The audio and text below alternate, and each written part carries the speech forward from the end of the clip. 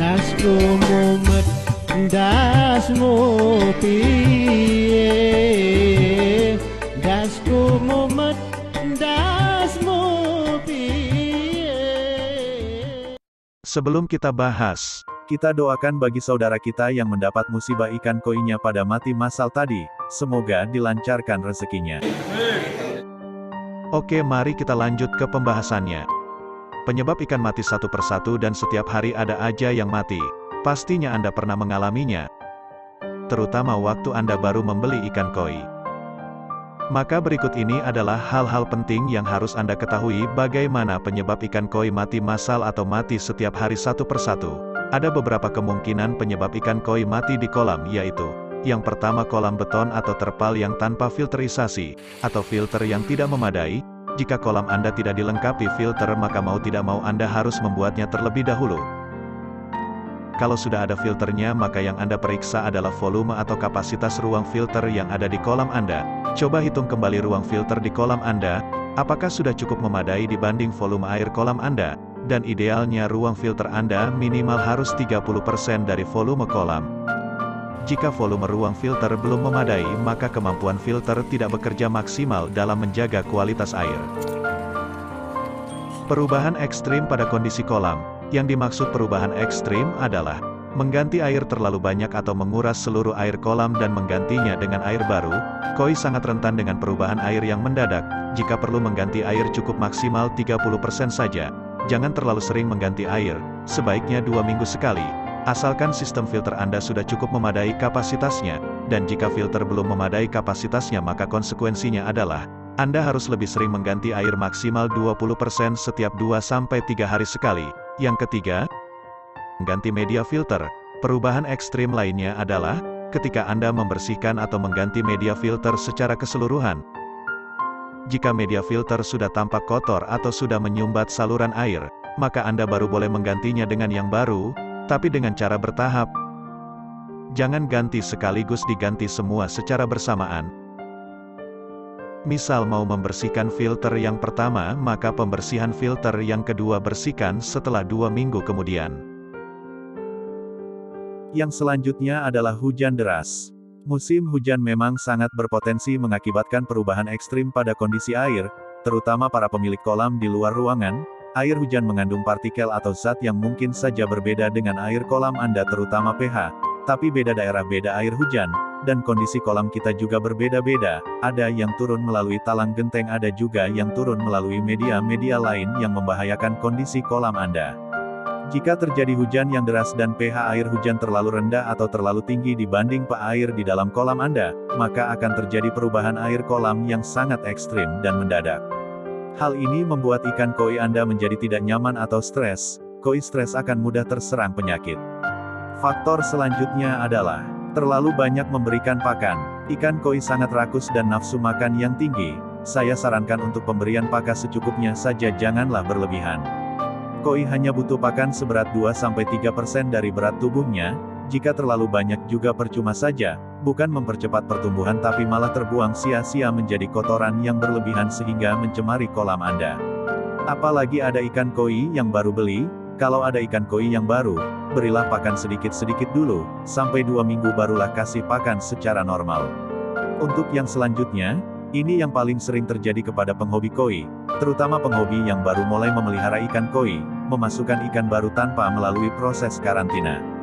Jika Anda membeli ikan baru, jangan langsung dimasukkan ke dalam kolam utama Anda dulu, tapi lakukanlah proses karantina, yang bertujuan untuk mengembalikan kondisi ikan menjadi normal kembali, dan memastikan koi baru Anda dengan kondisi sehat. Tempat karantina bagi koi lovers dimanapun Anda berada, itu wajib Anda miliki. Untuk merawat ikan sakit dan ikan yang baru dibeli, jika Anda nekat memasukkan ikan baru ke dalam kolam utama Anda tanpa melalui proses karantina, maka jangan menyesal jika kesehatan ikan dan air kolam Anda bermasalah. Hal ini akan menyebabkan ikan koi Anda mati setiap hari. Penyebab kematian massal selanjutnya adalah keracunan obat kutu. Obat kutu palsu yang banyak beredar dijual beli online, dan ini cuplikan videonya yang sempat viral, dan masih banyak lainnya yang tidak bisa diperlihatkan videonya satu persatu karena akan memakan durasi yang sangat panjang. Dalam video ini kita jadi tahu bahwa obat kutu yang palsu ini bisa menyebabkan koi kita jadi mati massal. Semoga Bapak yang terkena musibah ini dilancarkan rezekinya. Teman-teman semua, ternyata di milinnya ini palsu bener ini. Nih, saya praktek sendiri. Air 300 liter tak kasih 1 gram. Selama 3 jam ikan sudah pada ngambang. Terus bentuk dalamnya hitam. Air keruhnya setengah mati. Hati-hati ya teman-teman. Ini nih di milinnya ini. Yang mati ini kan ikan kemarin, kan saya di atas kemarin. Ini yang ngeroknya. Nah, ini sekarang kita praktek sendiri.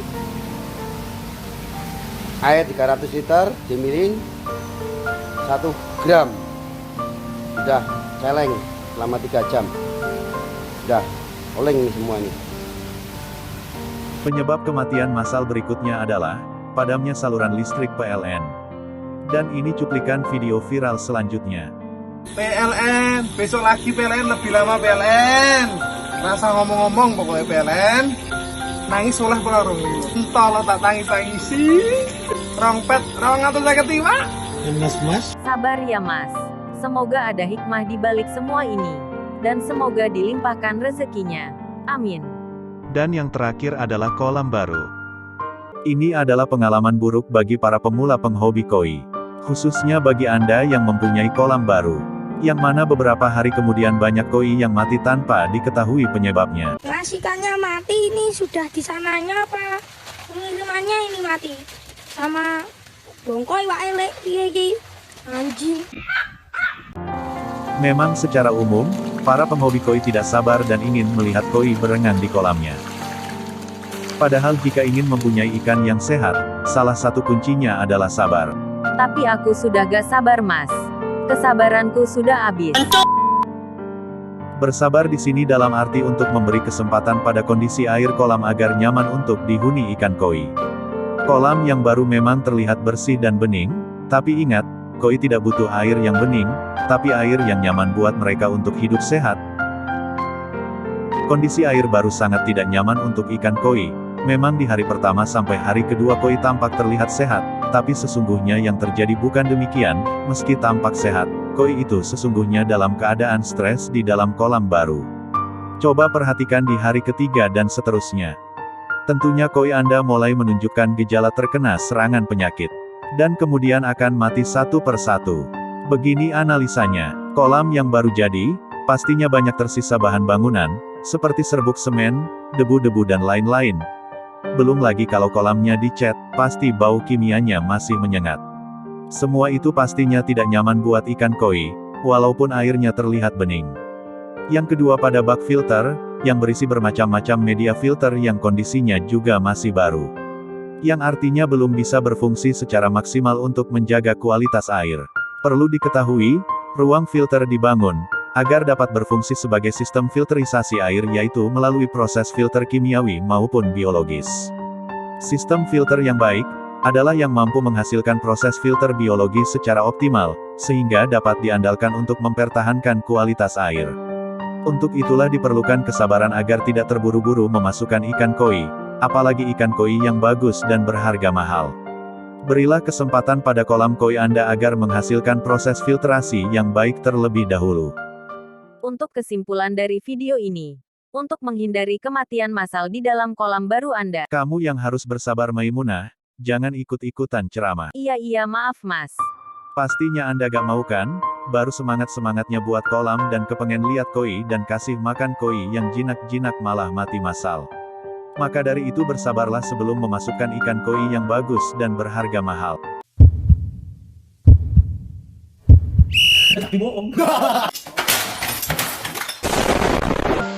Berikanlah kesempatan buat filter kolam Anda agar bekerja dengan maksimal terlebih dahulu selama minimal 2 minggu. Silahkan tutup video ini Maimunah. Siap mas.